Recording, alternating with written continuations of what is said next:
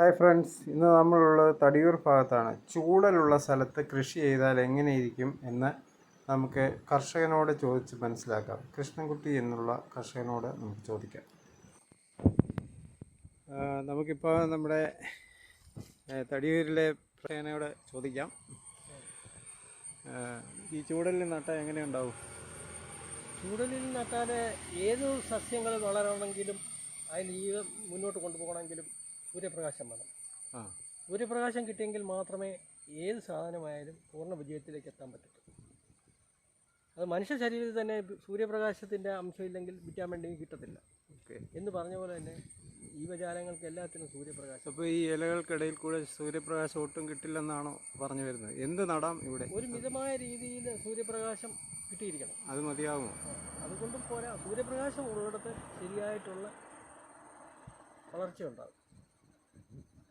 Okay, ഇത് ഇവിടെ എന്ത് നട്ടാലാണ് ഇച്ചിരി കുറച്ചെങ്കിലും ഒരു ഗുണം ഉണ്ടാവുക എന്ന്? ഇവിടെ ഗുണം ഇപ്പം ഇഞ്ചി നടാം.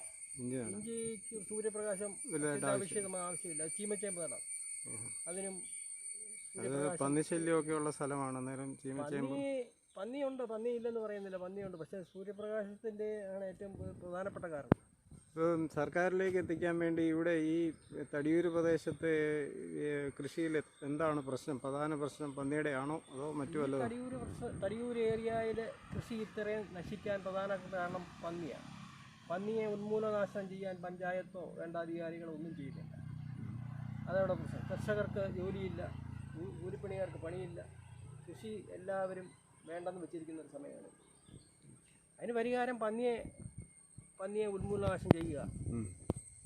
പന്നിയെ മനുഷ്യൻ പിടിച്ച് ഉപയോഗിക്കാനുള്ള ഒരു സംവിധാനം ചെയ്താൽ ഈ നാട്ടിലെ പന്നികളെല്ലാം വിശേഷം ചത്തുപോകും.